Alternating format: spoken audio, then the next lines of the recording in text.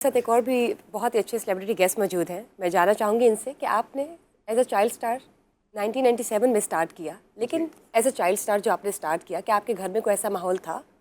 मेरे अब्बू जो थे वो असिस्टेंट म्यूज़िक कंपोज़र थे और वो काम किया करते थे फिल्म इंडस्ट्री में। बहुत ज़्यादा 40 साल उन्होंने इंडस्ट्री को सर्व किसके किया। थे वो बताइए, किस मौसीकार के सर बज़मी साहब से शुरू हुए हैं और जो लास्ट थे वो नवीद नौशाद साहब के फादर, जो बिल्कुल वाजिद अली नौशाद साहब के, ये उनका गाना ही बिल्कुल वो दे वांटेड एक्चुअली कि कोई बच्चे की आवाज़ चाहिए हमें। फिल्म में शमी मारा जी की फिल्म थी, उसमें हमें एक बच्चे की आवाज़ चाहिए। शाज़िया मंजूर वॉज द लीड सिंगर। बिल्कुल। तो अब्बू बात कर रहे थे तो मैंने कहा जी मैं गाऊंगा। उन्होंने कहा नहीं तुम्हें तो पता ही नहीं है। तो मैंने कहा मैं गाऊंगा जी। तो मैंने ज़िद करके मैं साथ चला गया अब्बू के। खैर वहाँ पे जाके तो जो माहौल था, सब ये इंडस्ट्री के बहुत जाइंट्स बैठे हुए थे और शाज़िया मंजूर जी ने मेरे कंधे पे हाथ रखा, मैं डरना नहीं है। तो वो मैंने गाना गाया पहला।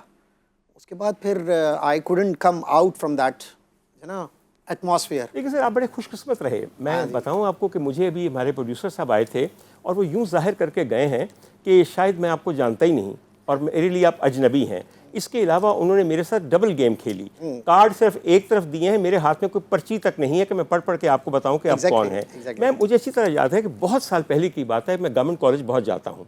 वहाँ पे एक प्रोफेसर नज़ीर अली, डॉक्टर नज़ीर अली म्यूज़िकल सोसाइटी है, उसका सदर आपसे मुशाबे था। तब दाढ़ी ऐसी नहीं थी और आंखों पे ऐसी वीरानी नहीं थी। वो कौन था? वो मैं गवर्नमेंट कॉलेज से मैंने मास्टर्स किया है और मैंने गवर्नमेंट कॉलेज से मास्टर्स किया पॉलिटिकल साइंस में। 4 साल मैं वहाँ पे रहा हूँ, 2003 से 7 तक, और प्रेसिडेंट रहा हूँ मैं वहाँ पे।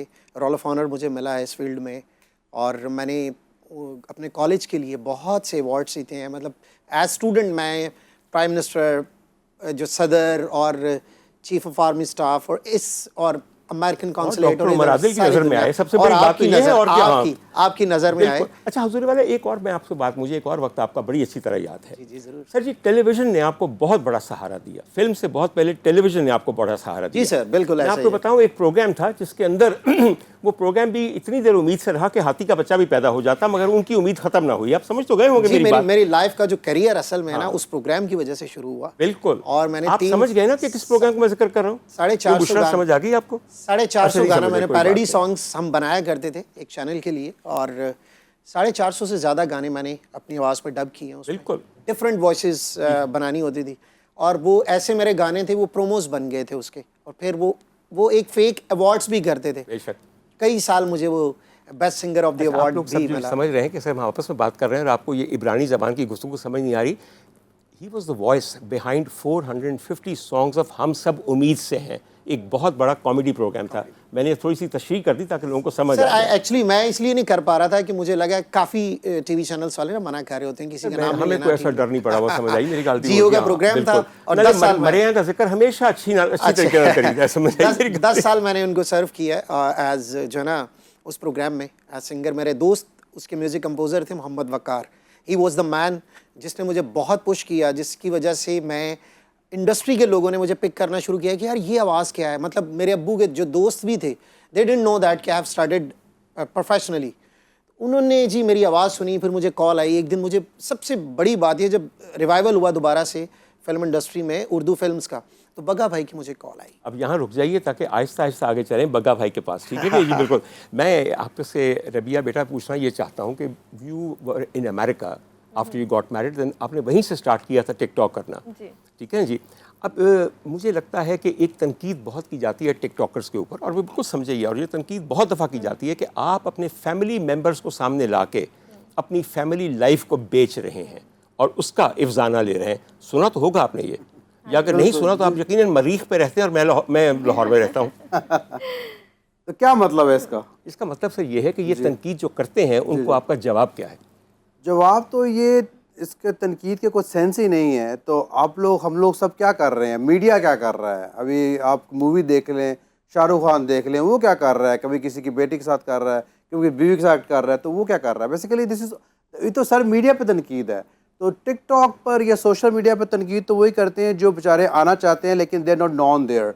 हमारे बड़े बड़े सेलिब्रिटीज़ देख लें, आप होस्ट देख लें, बिग मूवी स्टार्स देख लें, ड्रामा स्टार्स देख लें, जिनकी अप्रोच नहीं है। बिग सेलिब्रिटीज़ देख लें, उनकी अप्रोच टिकटॉक पे नहीं थी, they were on Facebook and YouTube on TV media for years, लेकिन they were not known as good as TikTokers were, because ये एक नई चीज़ है। सो तनकीद उनकी तरफ से एक है। क्रिटिक सोसाइटी तो है, चलो, जो क्रिटिसिज्म करती है, लेकिन आपने कहा कि वो लोग वो हैं जो कर नहीं सकते तो दूसरों पे तनकीद करते हैं। नहीं, वो वही हैं जो टीवी में बैठे हुए हैं और लोग उन्हें जानते नहीं हैं, मुझे यही लगता है। क्योंकि जो टिकटॉक पे आते हैं, एक काम सी लड़की भी, एक काम से लड़का भी, गली में खेलने वाला भी, वो रातों रात वो मशहूर हो जाते हैं। और जो टीवी पे काम कर रहे हैं, उन्हें सालों साल गुजर जाते हैं, 15 साल 20 साल, वो बेचारे उस तरह नहीं जाने जाते। अब वो टीवी पे बैठ के तनकीद सर, करते आप जो हैं। बात कह रही ना, बड़ी उम्दा बात है। आपने ये कहा कि वो एक नई क्लास है कि जो घर बैठ के एक फ़ोन के साथ वीडियो बना के कामयाब हो गए हैं, रात और जिनको बड़े बड़े कैमरे कामयाब नहीं कर सकते, वो हैरान है। टैलेंटेड है। एक सिंगल फोन से ये 20-25 कैमरों के अलावा और 20-25 एडिटर्स के अलावा 25 बंदे बैठे हैं एक मॉर्निंग होस्ट को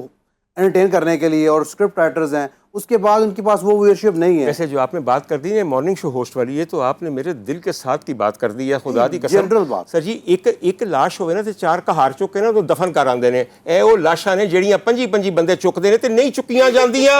बस ऐसे ही है। तो आई थिंक क्रिटिसिज्म जो है ना वहाँ से है कि they are not getting that अच्छा मच। सर, ये बताइए कि क्योंकि पॉपुलर होने एक के सेकंड बाद में सॉरी आपकी जी, बात जरूर कर रही हूँ, फरमाइए। क्योंकि हम जब बाहर निकलते हैं, अगर हम आम आवाम की बात करते हैं, वो तो इतनी रिस्पेक्ट देते हैं, वो अप्रिशिएट करते हैं।